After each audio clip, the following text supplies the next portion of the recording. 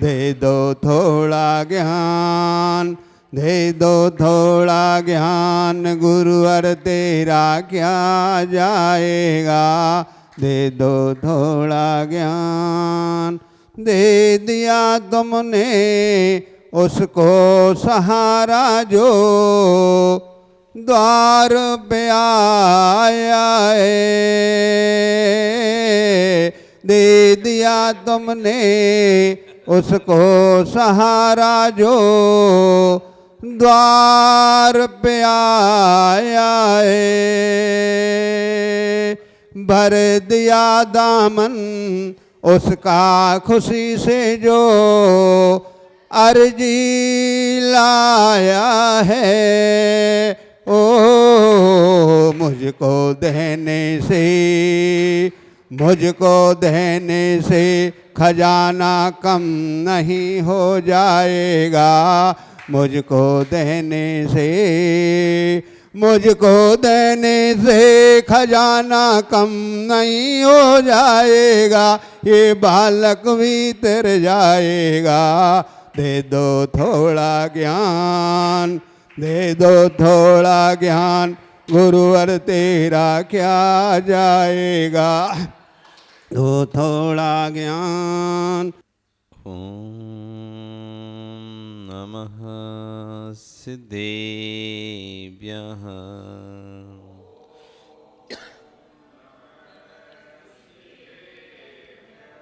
ओम नमः सिद्धेभ्यः।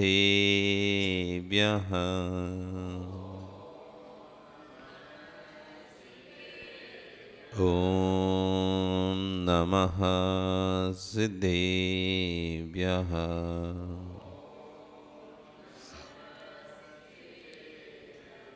तिर्यणि खग्गिणाये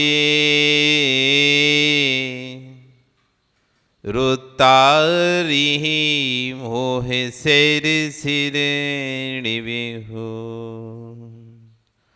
आयरी राउपसियो परवादिन्यो भव्य जीलुए। नमो अरिहन्ताणं नमो सिद्धाणं नमो आयरीयाणं नमो वच्छायाणं नमो लोये सव्यसाहुरम। बोले अनंत से परमेष्ठी भगवान की, आदि ब्रह्म आदिनाथ भगवान की, वर्तमान शासनी महावीर भगवान की, आचार्य कुंद गुंदेव स्वामी महाराज की, आचार्य गुरु विश्व सागर जी महाराज की, अहिंसा में विश्व धर्म की। मास्टर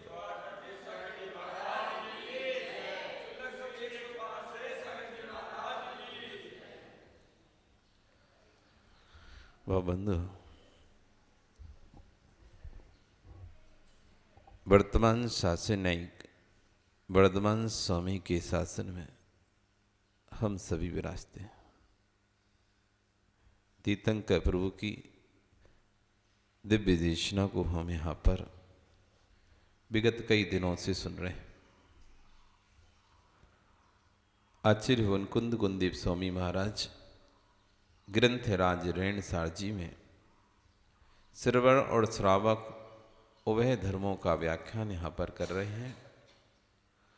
और आज आचार्य भवन मिथ्यात्व से संसार का परिवहन होता है, सम्यक दर्शन से सुख मिलता है और सम्यक ही सब सुख का कारण है।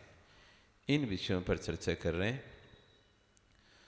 कालमणंतम जीवो मिच्छत स्वरूपेण पंच संसारे हिंड दीणालहदि समम संसार भ्रमण मणा पारंभो। काल अनंत जीवो, ये जीव अनंत काल से, कब से? अनंत समझते हैं ना, कितना होता है? जिसका अंत न हो, अथवा बहुत काल, अथवा ऐसा कह लें बहुत काल, क्योंकि अनंत भी 3 प्रकार के होते हैं, परितानंत, युक्तानंत, अनंतानंत।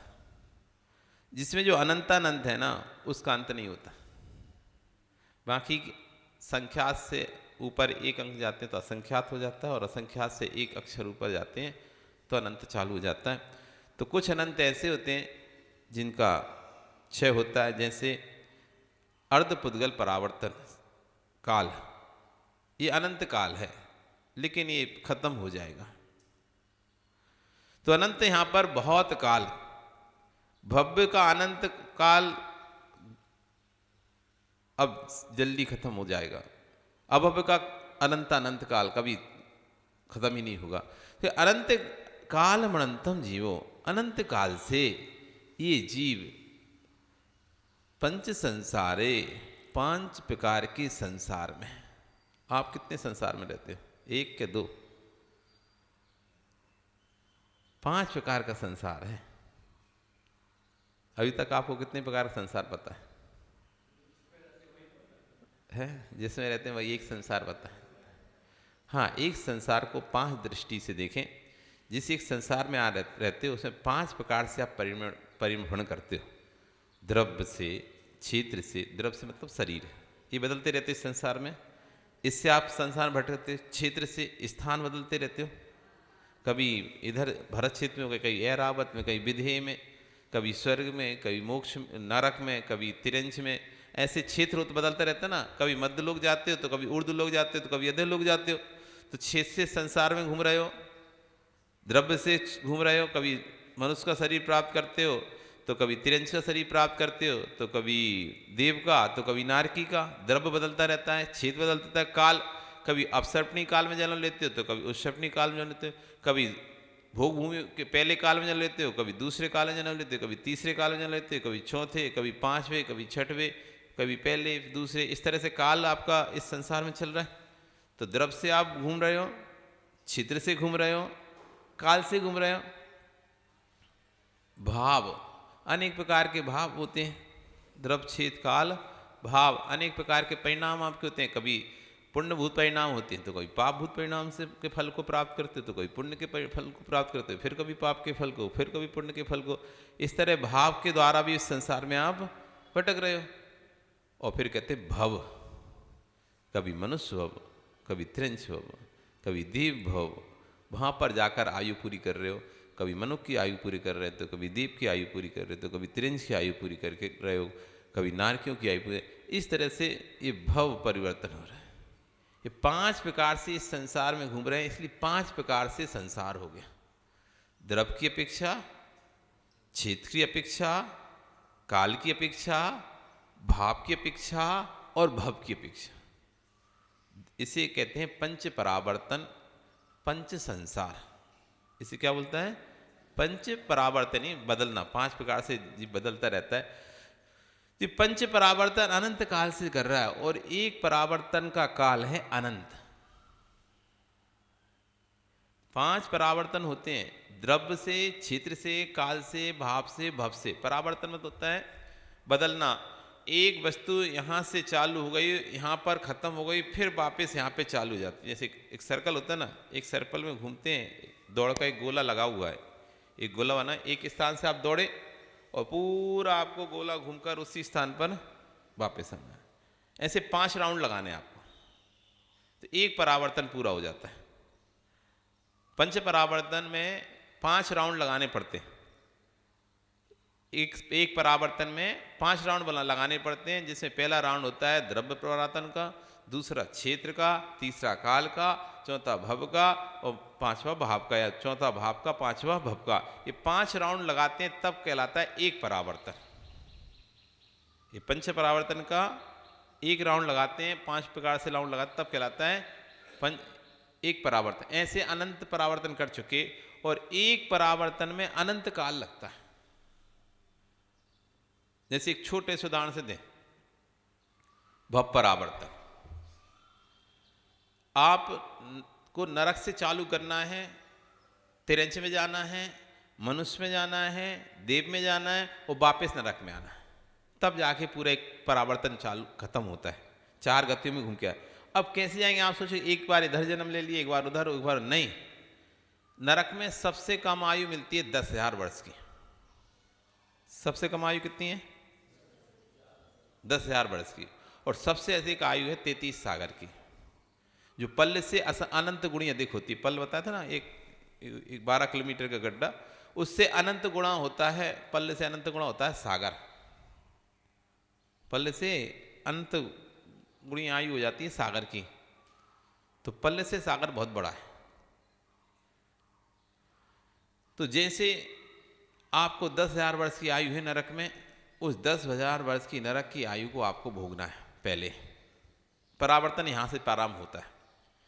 पहले 10,000 वर्ष की पहले नरक में जाकर आयु को भोगना पड़ेगा।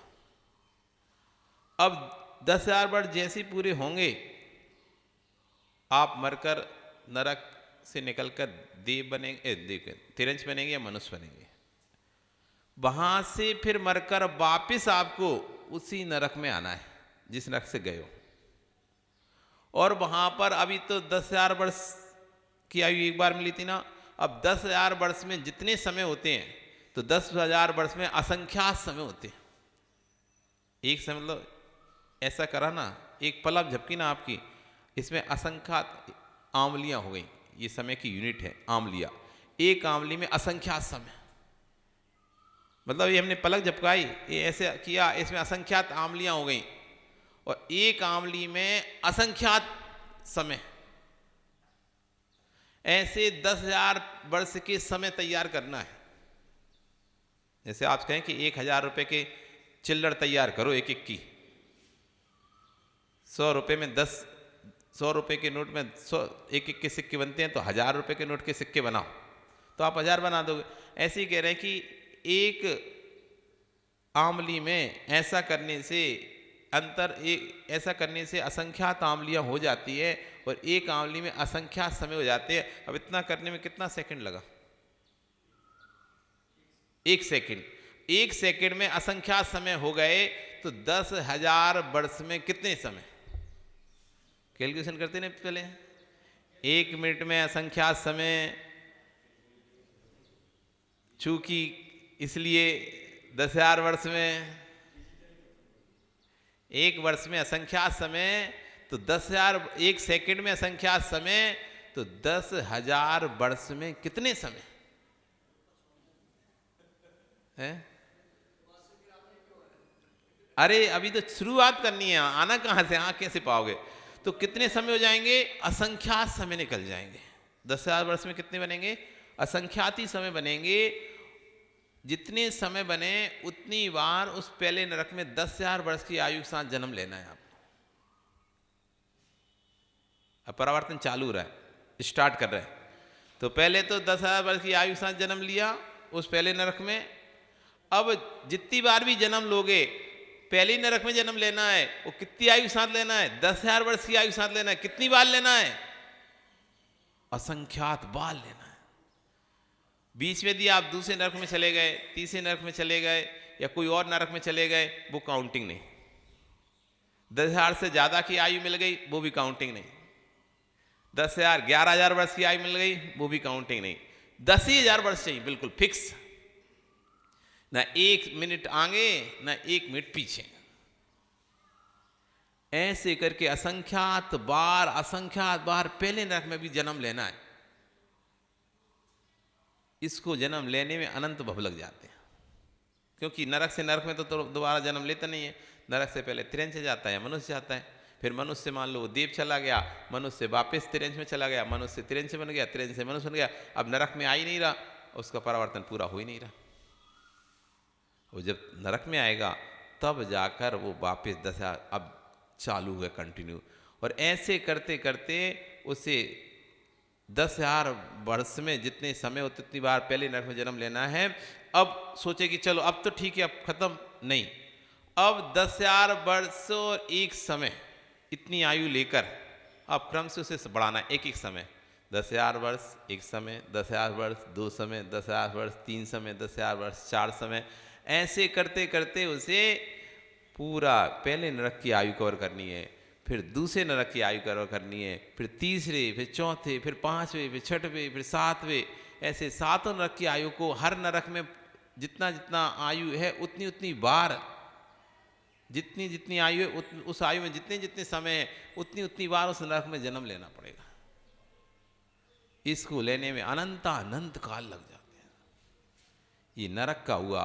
फिर ऐसे ही तिरंज में जाएगा, मनुष्य में जाएगा, दीप में जाएगा, ऐसे करते करते अनंत काल इसको लग जाते हैं। तो क्यों लगते हैं? मिच्छत स्वरूपेण है, मिथ्यात्व के कारण। ये जीव अनंत काल से मिथ्यात्व के कारण इस पंच संसार में भटक रहा है।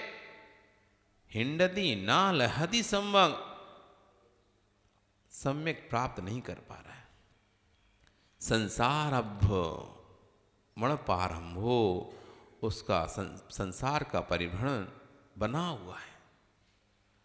जिस दिन इसने सम्यक प्राप्त कर लिया, इसका पंच संसार अर्धपुद्गल परावर्तन रह जाएगा। मतलब जो उसको घूमना था ना, 5 राउंड लगाने थे, द्रव्य का, क्षेत्र का, काल का, भाव का और भव का, जैसे ही सम्यक होता है उसमें से 4.5 राउंड खत्म। एक क्षण के लिए भी सम्यक्त हुआ तो कहते हैं उसके जो 5 राउंड थे, वो 5 राउंड में से 4 राउंड तो पूरे खत्म। क्षेत्र, काल, भाव, भव, अब इसमें नहीं भटकना। द्रव्य का जो राउंड था उसको भी आधा कर लगाना है बस। उसे कहते हैं अर्धपुद्गल परावर्तन। पंच परावर्तन और दूसरा नाम आता है, 2 शब्द आपको बार बार आगम में सुनने मिलेंगे जब भी कभी आप धार्मिक उसमें बैठोगे। तो एक तो आएगा पंच परावर्तन, दूसरा आएगा अर्धपुद्गल परावर्तन।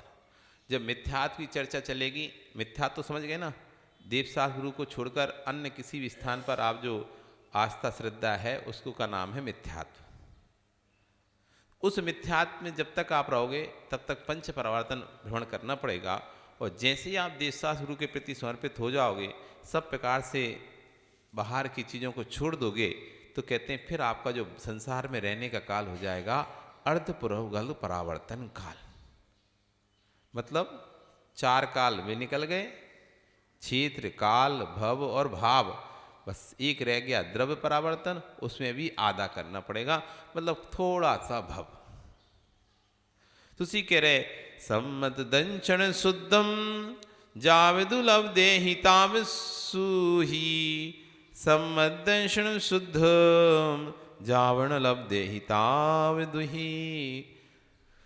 जब यानी जिस समय से शुद्धम शुद्ध सम्यक दर्शन प्राप्त कर लेता है जीव, जिस समय से सम्यक दर्शन को प्राप्त कर लेता है, तभी उसी समय से सुखी होता है। जब तक शुद्ध सम्मतम सम्यक दर्शन को ना लब्धे, प्राप्त नहीं कर लेता, तभी तक दुखी रहता है। इस संसार में भ्रमण तभी तक करता है जब तक सम्यक को प्राप्त नहीं करता है, और जब सम्यक को प्राप्त कर लेता है उसी समय से संसार उसका कम होने लगता है। जैसे कि आपने देखा होगा कि जब तक हमारा पेपर एग्जाम आदि नहीं होता तो बड़े परेशान होते हैं, टेंशन कैसे होगा, कोई काम नहीं होता। और जब पेपर हो जाता है अब टेंशन फ्री, सुखी हो जाता है व्यक्ति। गृह प्रवेश अभी नहीं होगा ना जब तक संदीप, जब तक तुम्हें बहुत टेंशन रहेगी, कैसे होगा। और जिस दिन एक बार अपना भी घर में पहुंच जाओगे, अब कुछ नहीं, फ्री, टेंशन फ्री हो जाओगे। तो जब तक सम्यक प्राप्त नहीं हो रहा तब तक जीव दुखी है। उसका कारण कि उसे सत्यात का बोध नहीं हो पा रहा, सत्य स्वरूप का बोध नहीं हो पा रहा। और जब तक सत्य का बोध नहीं होगा तो स्वतः ही है दुखी बना रहेगा, और दुखी जीव सुखी हो नहीं पाएगा। आगे कह रहे सम्यक है तो सब सुख रूप ही है। किम भौणा वैणेन दु सबम दुखे विसम्मत विणा, सम्मतेन विजुत्तम सबम सौखे विजानम खू। बहुणा वैण दु, बहुत कहने से किम क्या लाभ। अब कह रहे आचार्य वन थक गए तो लोग समझाते तो क्या कह रहे हैं, अब बहुत कहने से क्या लाभ, अब ज्यादा क्या कहें। सम्मतम सम्यत के बिना सब्बम सब दुख रूप ही है। सम्मतेन सम्यक से विजुत्तम संयुक्त सब्बम सब सुख रूपी है। खू निश्चय से जानम जानो। इस तरह से निश्चय से तुम इस बात का निर्णय कर लो कि सम्यक से रहित सब दुख है, सम्यक के साथ सब सुख है। कारण सम्यक्त अंक है, सम्यक्त अंक है। मनोज, चेक नहीं आते घर पे? चेक जब अपन शेयर कर खरीदते हैं, बेचते हैं, व्यापार करते हैं, तो उसमें क्या मिलता है? चेक मिलता है ना। यदि चेक पर अंक नहीं हो तो चेक की कितनी कीमत? जीरो तो बहुत सारी हैं, फिर भी कोई कीमत नहीं। और जीरो ना हो, अंक हो, तो चेक की कीमत है क्या? साइन सब है लेकिन अंक नहीं लिखा। साइन वाइन सब है, कंप्लीट है, बस अंक नहीं लिखा, जीरो जीरो लिखा है। और यदि जीरो नहीं लिखा, अंक लिखा है, उस चेक की कीमत है क्या? कुछ भी लिखा है, 1 2 3 4 5 6 7 8 9, कुछ भी लिखा है, जीरो अकेला नहीं लिखा, नहीं होगा। मतलब तुम्हें कोई एक लिख के तुम्हें दे दे, 1 रुपये किसी को पेमेंट करना हो, वो चेक से कर सकता है? नहीं कर सकता। तुमको 5 रुपये का पेमेंट देना है, 5 रुपये देना है, कोई चेक से तुम्हें दे सकता है क्या? दे सकता है नहीं, इतना बोलो। तुम तो बोल रहे अंक की कोई कीमत नहीं, तुम तो बोल रहे अंक की कोई कीमत नहीं है। क्या बैंक को देना पड़ेगा कि नहीं? 1 रुपये भी लिख के देगा तो देना पड़ेगा कि नहीं? अंक ही कीमतवान है। अंक होगा तो शून्य अपनी कीमत रखेगा, अंक होगा तो शून्य कीमत रखेगा, अंक नहीं होगा तो शून्य की कोई कीमत नहीं होगी। इस बात को गांठ बांध लो। अंक होगा तो शून्य अपनी कीमतें बढ़ाता जाएगा, 1 से 2.5 2.5 सैकड़ा 3 हजार 4 लगी 10,000 5 लगी लाख 6 लगी 10 लाख, कीमतें बढ़ती जाएंगी उस अंक की। लेकिन अंक नहीं है, बाकी सब है। 10 शून्य हैं, अंक नहीं है, कीमत नहीं हो पाएगी ना। बस सम्यक दर्शन अंक है। सम्यक दर्शन क्या है? अंक है। ये हमारी क्रियाएं शून्य हैं। पूजा की, अभिषेक की, दर्शन की, शुद्ध भोजन की, पानी छानने की, रात्रि भोजन नहीं करने की, मुनियों को आहार देने की, स्वाध्याय करने की, प्रवचन सुनने की, वैयवृत्ति करने की, सेवा करने की, विहार कराने की, ये सब शून्य है। ये शून्य तभी काम आएंगी जब मनोज अंक होगा। यदि अंक नहीं है तो शून्यों की कोई वैल्यू नहीं है। बात समझ रहे ना? यदि अंक नहीं है तो शून्य कितनी भी रख लो तुम क्रियाओं की, क्रियाओं की शून्य। कोई अभिषेक करता है, कोई अभिषेक के दर्शन करता है, कोई पूजा पाठ करता है, कोई आहार दान देता है, कोई वैयवृत्ति करता है, कोई कुछ करता है, कोई सभी कुछ करता है। तो कोई ने 1 शून्य रख लिए, कोई ने 2 शून्य रख लिए, कोई ने 4 शून्य रख लिए, कोई ने 6 रख लिए, कोई ने 10 रख ली शून्य। नहीं, कोई 10 क्रिया करता है, कोई 4 क्रिया, कोई 6 क्रिया, कोई 20 क्रियाएं करता है। इस शून्य शून्य रखता जा रहा है, बस अंक नहीं लिख रहा है आगे। तो सुनिए, उस चेक की कितनी कीमत है? यदि अंक नहीं है तो रखते रहो तुम शून्य। अपने मन की संतुष्टि के लिए हम तो 10, आपने कहा भैया 10 शून्य लगा देना, उसके 10 शून्य होना चाहिए चेक में। कितने का चेक दूं कि 10 शून्य होना चाहिए उसमें? तो 10 शून्य रख दी उसमें, 10 रख दी, लेकिन अंक नहीं लिखा है। ऐसी हमारी क्रियाएं हैं।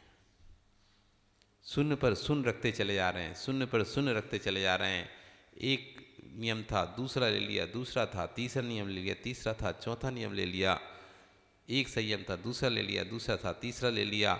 व्रतों पर व्रत बढ़ाते जा रहे हैं, नियम पर नियम बढ़ाते जा रहे हैं, क्रियाओं पर क्रिया बढ़ाते जा रहे हैं। पहले सिर्फ दर्शन करते थे, फिर एक क्रिया और बढ़ाई, अभिषेक और करने लगे। अभिषेक करते थे, एक क्रिया और बढ़ा ली, पूजन करने लगे। पूजन करते थे, एक क्रिया और बढ़ा ली, स्वाध्याय करने लगे। स्वाध्याय करते एक क्रिया और बढ़ा ली, प्रवचन सुनने लगे, और एक क्रिया बढ़ा ली, आहार भी देने लगे, और एक क्रिया बढ़ा ली, क्लासेस अटेंड करने लगे, और एक क्रिया बढ़ा ली, वैयवृत्ति भी करने लगे, और क्रिया बढ़ाई, एकासन करने लगे, और बढ़ाई, उपवास करने लगे, और बढ़ाई, जाप करने लगे। इस तरह से शून्य पर शून्य बढ़ाते जा रहे हैं। पर बोध तो कर लो, अंक लिखा है कि नहीं लिखा।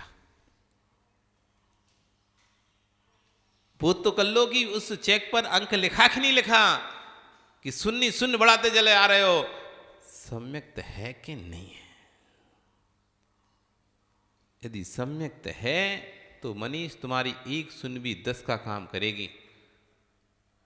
एक शून्य भी 10 कहलाएगी, 10 गुनी कहलाएगी। और अंक नहीं है तो 10 शून्य भी शून्य ही कहलाएगी। इसलिए क्रियाओं को ज्यादा नहीं, पहले अपने सम्यक को ढूंढो। क्या मेरे अंदर आज बहुत कहने से क्या लाभ, मिथ्या दुखी ही रूप है और सम्यक सुख रूप है। सम्यक के साथ एक क्रिया भी आपको बहुत फल देती है, मिथ्यात के साथ की गई बहुत क्रिया भी आपको कुछ भी फल नहीं देगी, शून्य ही है। क्या मेरे अंदर देव साह गुरु के प्रति अखाट आस्था श्रद्धान है, उनके प्रति मेरे अंदर तीव्र समर्पण की भावना है। यदि ऐसा भाव आ रहा है, उनकी सेवा करने का, भगवान के पास बैठने का, उनके अलावा किसी और के पास नहीं जाने का, तो कुछ अंश में हम कह सकते हैं हाँ सम्यक के निकट है। यदि यहाँ की जगह आस्था अधिक दूसरी जगह रहती है तो अभी सम्यक से दूर हैं।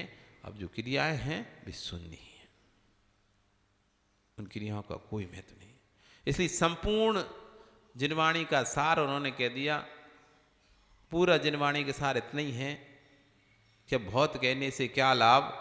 यदि सम्यक्त है तो हमारी भगवान की वाणी आपको सुखभूत फलित होगी, और सम्यक्त नहीं है तो भगवान की वाणी भी आपको सुखरूप फलित नहीं हो सकती। वो भी आप ग्रहण करके जाओगे तो भी दुखी रहेगा, सुख प्राप्त नहीं कर सकते। आपका समय हो गया, कल फिर आओगे, पर्याय नहीं तो और अब हम आगे दोपहर में चर्चा करेंगे, नहीं कर पाए तो आगे जहाँ है वहाँ चर्चा करेंगे। बोली भगवान महावीर स्वामी की।